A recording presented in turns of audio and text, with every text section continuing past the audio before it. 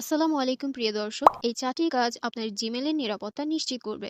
আপনি যদি আপনার জিমেইল অ্যাকাউন্টে এই ৪টি কাজ করে রাখেন, তাহলে আপনার জিমেইল অ্যাকাউন্ট কিন্তু খুব সহজে হ্যাক হবে না, নষ্টও হবে না। এই জিমেইল অ্যাকাউন্টে গুগল ড্রাইভস, ফটোস সহ ইম্পোর্টেন্ট ফাইলস থাকে। জিমেইল হ্যাক বা নষ্ট হলে আমাদের অনেকটাই ক্ষতির সম্মুখীন হতে হয়। এই ৪টি কাজের জন্য জিমেইল থাকবে সুরক্ষিত। চলুন দেখিয়ে দিচ্ছি কিভাবে আপনি এই ৪টি কাজের মাধ্যমে আপনার জিমেইলটিকে সুরক্ষিত করতে পারবেন। প্রথমে আপনার ফোনের জিমেইল এই অ্যাপটি ওপেন করে নিতে হবে। অ্যাপটি ওপেন করে নেয়ার পরে উপরে দেখতে পাচ্ছেন প্রোফাইল আইকন। প্রোফাইল আইকনে ক্লিক করে দিবেন এবং আপনি যেই জিমেইলটি পাসওয়ার্ড চেঞ্জ করতে চান সেটি সিলেক্ট করে নিবেন। করার পরে আপনি এখানে দেখতে পাচ্ছেন গুগল অ্যাকাউন্ট, এই অপশনে আপনি ক্লিক করে দিবেন। গুগল অ্যাকাউন্ট এই অপশনে ক্লিক করার পর আপনার এরকম ইন্টারফেস আসবে। Personal info, data and privacy, security এরকম আসবে। তো আপনি কি করবেন, এই যে সিকিউরিটি নামের এই অপশনটি আছে, এই অপশনে আপনি ক্লিক করে দিবেন। সিকিউরিটি এই অপশনে ক্লিক করার পর স্টেপ 1 আপনাকে 2 স্টেপ ভেরিফিকেশন অন করতে হবে। এইজন্য এইখানে আপনি ক্লিক করে দিবেন।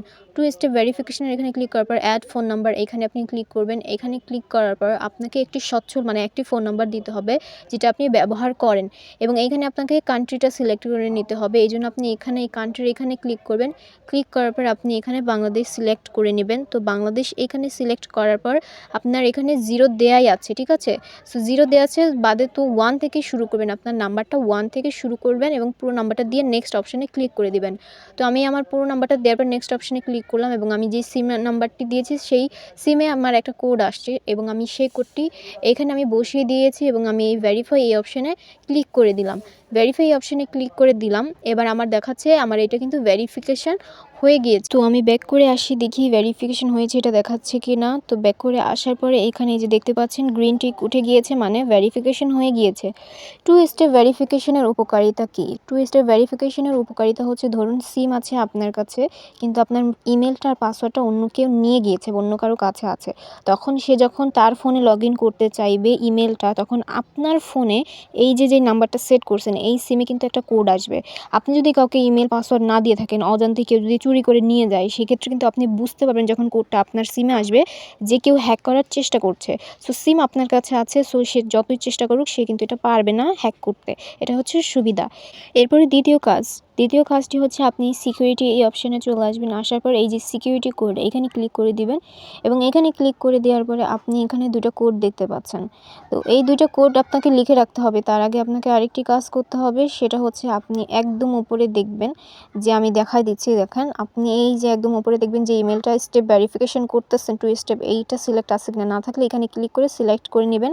এরপরে আপনি এই যে 2টা কোড দেখতে পারবেন, এই 2টা কোড আপনি লিখে রাখবেন, ঠিক আছে? এই 2টা কোড কিন্তু অবশ্যই আপনি লিখে রাখবেন। এই 2টা কোডের সুবিধাগুলো কী কী? এই 2টা কোডের সুবিধা হচ্ছে, ধরেন আপনার অনেক সময় সিমে কোড আসে না, তখন এই 2টা কোডের মধ্যে দিয়ে কিন্তু আপনি লগইন করতে পারবেন, কোড দুটো দিয়ে লগইন করতে পারবেন। 3য় নাম্বার কাজ হচ্ছে আপনার সিকিউরিটিতে আসবেন এবং আসার পর নিচে স্ক্রল করার পর রিকভারি ফোন এখানে ক্লিক করবেন। এখানে ক্লিক করার পর আপনার এইরকম অ্যাড রিকভারি ফোন এখানে ক্লিক করে দিবেন এবং এখানে এরকম আসতে পারে। তো এখানে আপনার যে নাম্বারটা অ্যাড করছেন 2 স্টেপ ভেরিফিকেশন ওইটা আসবে উপরে এবং নিচে আসতে পারে হয়তো ইউজ অ্যানাদার নাম্বার, ঠিক আছে? সো আপনি এই যে ইউজ অ্যানাদার নাম্বার এই অপশনটি সিলেক্ট করে রাখবেন।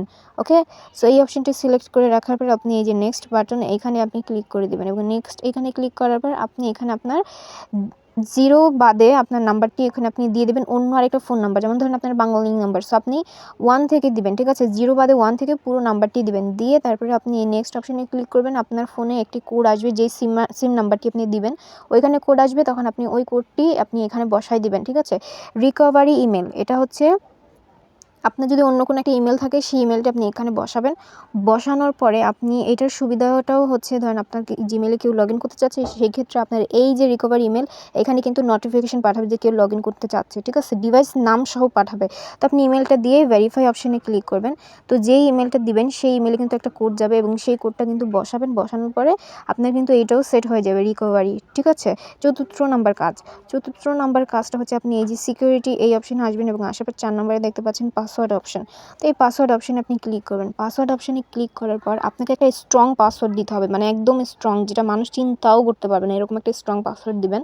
তো সেক্ষেত্রে আপনি এই যে এইখানে দেখতে পাচ্ছেন নিউ পাসওয়ার্ড অপশন, এইখানে আপনি ক্লিক করে আপনি এখানে একটা স্ট্রং পাসওয়ার্ড দিবেন এবং এইখানেই আপনি যে পাসওয়ার্ডটি দিবেন ঠিক একই পাসওয়ার্ড এইখানের এই একই পাসওয়ার্ডটি আপনি এই আপনার নিচের এই অপশনেও বসাবেন এবং দেখবেন ভুল যেন না হয়, ঠিক আছে। সো একই পাসওয়ার্ড আপনি স্ট্রং বসাবেন, এরকম ধরেন বসাতে পারেন ছোট হাতের বড় হাতের লিখে 1 2 এগুলো দিয়ে স্পেশাল ক্যারেক্টার, এগুলোকে বলে স্পেশাল ক্যারেক্টার সহ বসাবেন।